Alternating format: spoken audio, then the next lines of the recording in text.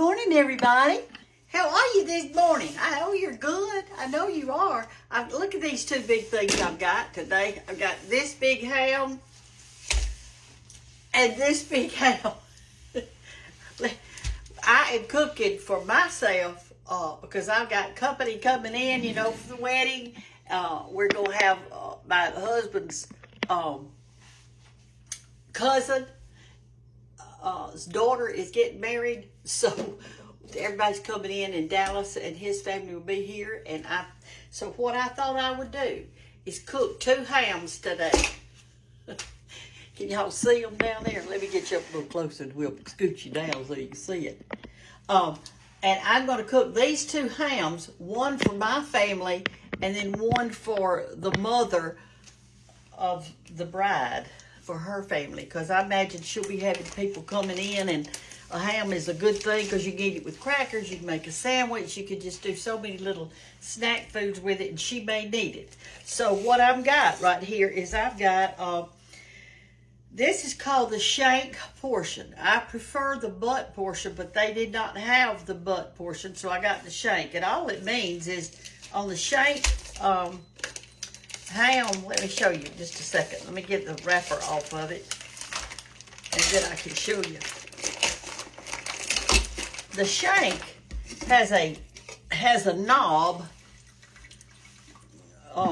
Has a knob on this end of it. It's right there, and there's not as much meat because that is a bone right there. But all of this other part is solid meat. And you don't have to do anything to it. All I do on mine is I wash it good with cold water. And I don't know why I do that. I've just always done it. Give it a little washing. And it's got a little thing in here, a thermometer-like thing, that tells you when it's done, but I never use it. Well, this one hasn't got one. Well, that's good. That's just a bone right there. All right, so what I did is I got out my really big roaster pan, and I have put water in the bottom, like about, it looks like about 1 inch, and all that's for is to so that all the drippings won't burn in there, because there's going to be grease to come out and everything, and I don't want to have to clean all that up. So I guess I'm just being lazy this morning. Y'all are too far back. I can't get you in here. Let's see what we got. Okay, so now then I'm going to put this ham in there. Now, let me tell you how much it cost. It's because it's a fairly good buy. It was $1.68 a pound. So I paid $18.90 for this because it's 10 pounds. This is a 10-pound ham. So, and this one was the same right here. This is $16.26 because it's a 9-pound ham. So with both of you, 9 point something pounds. So you might say I'm cooking 20 pounds of ham today. So let me say this: if you've got somebody coming into your house, you've got a family coming in, or all your children are coming home, or whatever, go ahead and buy you a ham like this. And of course you don't probably need but one because I'm cooking for somebody else. And y'all can make ham sandwiches out of it. You can have ham and mustard, ham and dill pickles. You can make roll-ups with it and all that kind of stuff. So what I'm going to do today is this. Here's how I do it. This part of the ham right here that, let's get you over here where you can see a little better right here. Let me do this. Wait just a second, y'all. Give me a minute. Give me a minute. Let me get you set up right here. There we go. Now then, this part of the ham right here, I'm going to move it over there where y'all can see it good.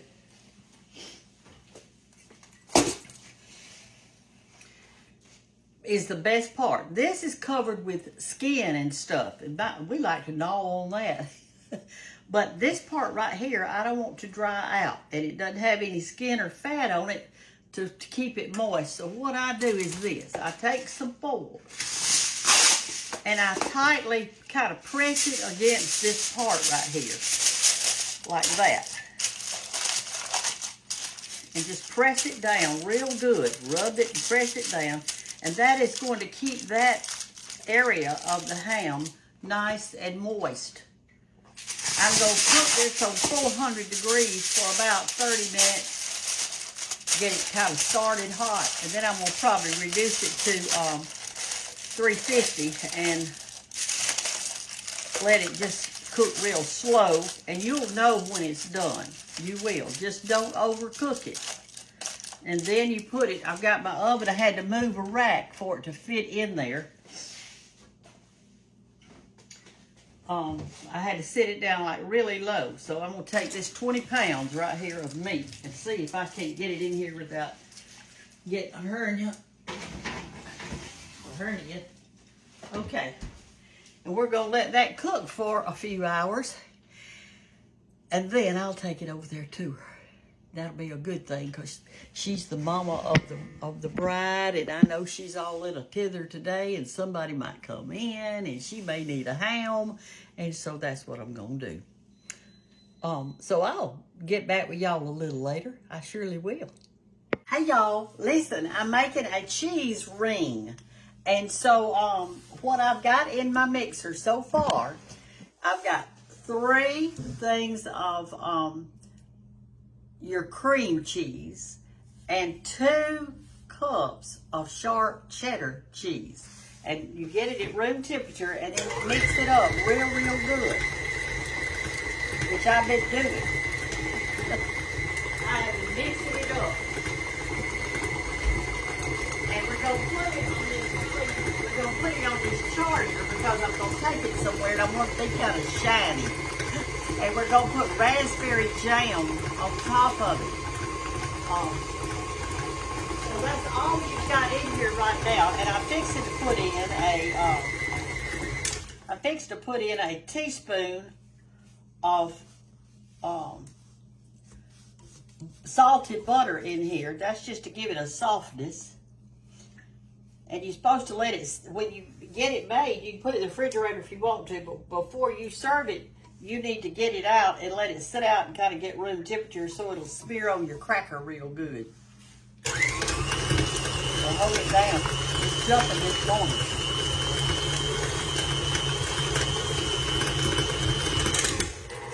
Woo. All right, let me get my butter out and we'll put a little butter in there. This one is salted butter. So if you aren't using salted butter, then what you'll need to do is to use unsalted and then just put a pinch or 2 of salt in it because that really gives it a good little whang, okay? So I'm going to get well, actually, I'm putting in a tablespoon. I think the recipe calls for a teaspoon. Here's how it's going to look. The only difference is, now this is my second cookbook. The only difference is this. When I made this one, right here, I was making it for Christmas because I had a Christmas chapter in here and I wanted it for Christmas. So on the top, I put orange marmalade and toasted pecans. But today is summer and I'm making it for a reception thing, and I'm going to use the red. I'm going to use the raspberry jam. This was orange marmalade, and I'm using raspberry jam. And I'm going to do half of it with pecans and half of it without pecans because some people just can't eat nuts. And since I'm doing it for a crowd that I don't know, then I've got to kind of give 2 options there. And you always eat this on a cracker. On a cracker. My mother gave me these glasses. She got them. Y'all remember that store that used to be called Ruby Tuesdays? Tuesday mornings. I believe it was Tuesday mornings. That's what it was called. Tuesday mornings. And she went in there one time and they had a set of 12. And she bought them for me for Christmas. And I have used them. I love them. I think they're just so pretty and elegant. And then this thing on the bottom right here, this is a crocheted cloth that I've had for years and years and years. And I love crochet. It's really pretty. That's another dish that I made right there. But anyway, they're my little grandbabies right there. That was before Banks was born. She wasn't even in the picture yet. Anyway, I like the picture, so I put it in there.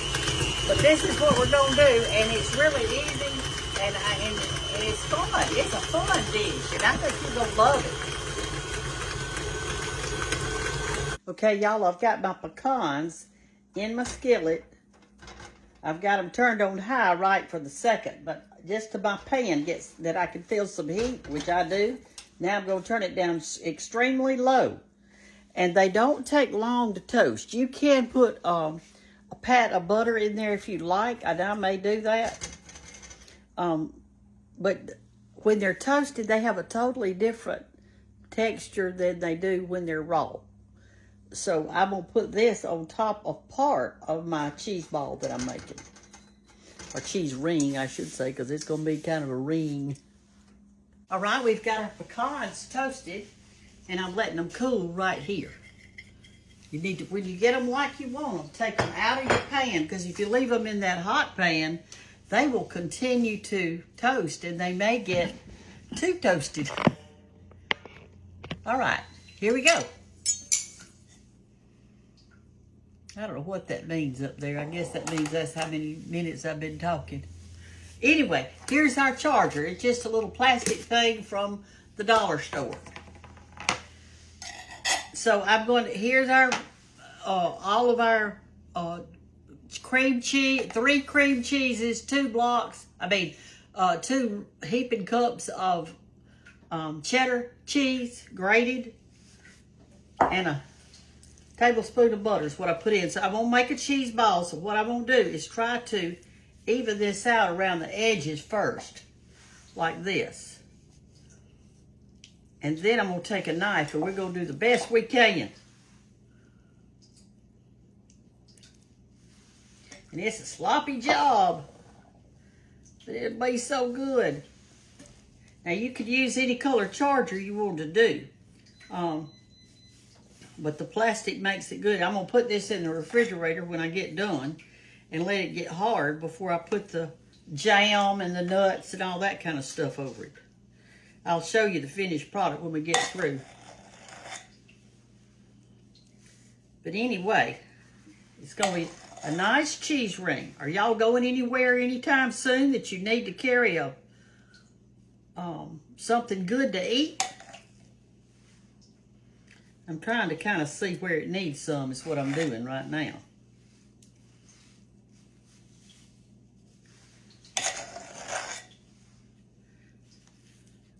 Am I doing okay? Oh, goodness.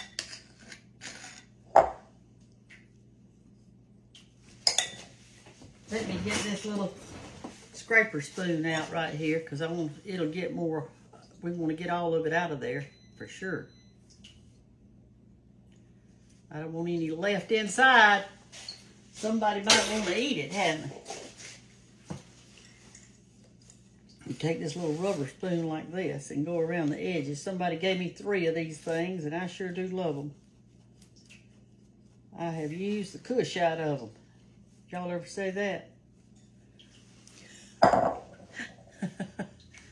All right, here we go. Now then, what I'm going to do is I'm going to wash my hand off, and I'm going to take a little knife thing I've got over here, and I'm going to see if I can't smooth it out just a little. It doesn't have to be perfect.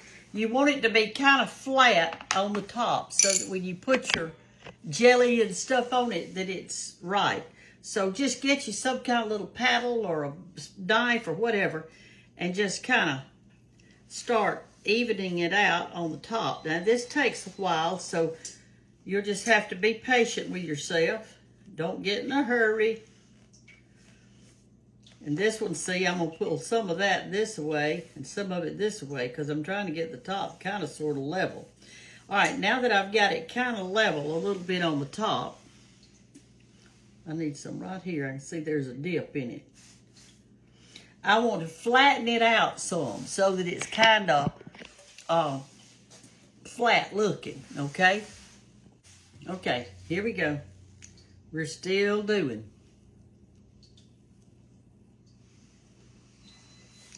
The other day I had one of my videos too long. It was the, let's see what it was. It was the turnip green soup one, and it wouldn't let me put it on there for y'all. I'm still flattening it out, and there's a reason for this. When we put our jam on, we want kind of a flat thing like that. All right, now I think that looks good. All right, so now we're going to work on the sides. So just take this and try to smooth it out a little bit. It does not have to be perfect, just some of the lumps out of it. So that your nuts and your cheese that we're going to put on top. See, we're going to put some grated cheese on top of this. And all of our other little stuff. If you get your plate nasty, like with some of this stuff on it, take you a little rag or paper towel or something and clean it up before you start adding something on it, okay? I surely hope they enjoy this. Let me tell you what it's for. Kate and some of her friends signed up to be in a play at school. It's Aladdin, and they're so excited. And I'm going to go see it. I can't wait to see it. I'm excited for them and for myself to get to go to see it. But after they finish their little play, they're going to have a little reception for the children and all. And so I was asked if I would make something, and I said, yes, I will. And so this is what I'm making. It's going to be a finger food type little reception. So, and the reason I'm putting pecans on some of them and not on some of them is because some children are allergic to nuts. Well, some adults are too. And some of them just don't like them. Now, I love them. I love a nut. Any kind of nut, I love it. Matter of fact, I brought me 2 big bags of Brazil nuts. No, I didn't. I bought 3. I bought 3 bags of Brazil nuts the other day at the grocery store. And they are not shelled because I enjoy doing my own. All right, that looks good. There is our ring. And then I'm going to put this in the refrigerator. It's going to get hard. And right before it's time to take it to the reception, Hannah's going to take it for me. I'm going to put the nuts and the extra cheese and the raspberry jam and all that stuff on it. But this is what I want right now. It's just this. And I got the hardest part done. The rest of it's just topping it off. I'm going to put something cute in the center. I haven't decided what yet. But I'll think of something. All right. I'm going to put a little small piece of plastic wrap over it so that it doesn't dry out. And that's it. Okay, and I'll get back with you a little bit when it's time to put the stuff back on it. I mean, put the other things on it. So you'll see what the finished product is supposed to look like. Okay, y'all, my hams are done. I want you to just look at them.